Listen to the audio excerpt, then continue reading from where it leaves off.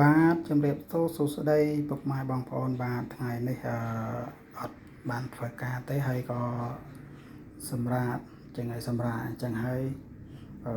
ហូបគុយទាវបាទចេញពិសានិងហូបគុយទាវជាមួយខ្ញុំបងប្អូនបាទនេះមានអីទេបងប្អូនអើយមានអាហារសម្រន់របស់ខ្ញុំហ្នឹងគឺមានកាហ្វេមួយកែវគុយទាវមួយចានហើយជាមួយទឹកមួយដបចឹងបងប្អូនបាទហ្នឹងហើយបងប្អូនបាទមុនធ្វើការ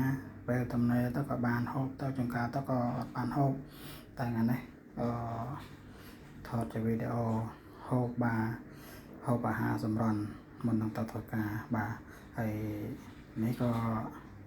ហើយនេះមានគុយទាវមួយចានកាហ្វេមួយកែវបាទធ្វើការអីនេះទេបងប្អូនបាទអត់តាន់បានរៀបចំនឹងធ្វើម្ហូបអញ្ចឹងបងប្អូនអញ្ចឹងមុននឹងធ្វើម្ហូបហ្នឹងគឺហូបគុយទាវមួយចានបាទកាហ្វេមួយកែវសិនបងប្អូនបាទ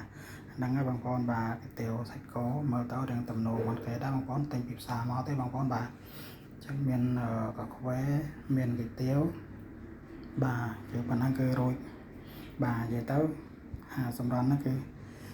ចាត់ទឹកមួយព្រឹកតែម្ដងបងប្អូនបាទបើអ្នកខ្លះគាត់ហូបតែប៉ុណ្ណឹងគឺគាត់ចាត់តែសម្រាប់ខ្ញុំជាហាសម្រន់បាទបើយើងធ្វើការហេវអាចហូបបាយហូបទៀតចឹងបានទេបងប្អូនបាទតែ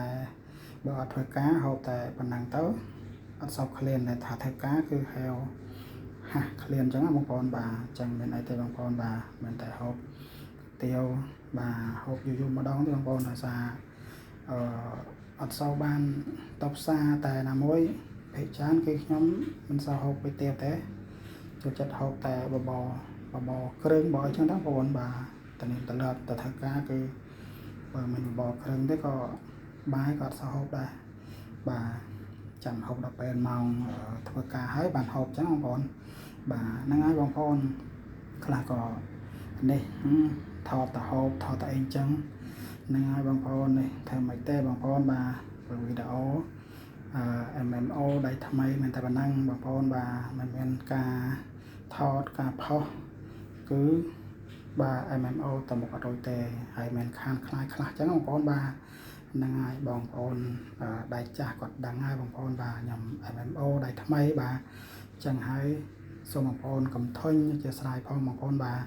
ចឹងហើយវីដេអូបរហោះតែហូបអីចឹងណាបងប្អូនបាទនេះគ្រាន់តែតាមការគិតរបស់ខ្ញុំទេតែបងប្អូនចូលយ៉ាងម៉េចជារឿងផងបងប្អូនទេបងប្អូនបាទហ្នឹងហើយបងប្អូនបាទហើយនេះក៏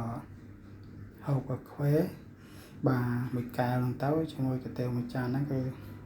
ធ្ងន់ពោះហើយបងប្អូនបាទតែធ្វើការក៏យើងបាត់ហេវហើយ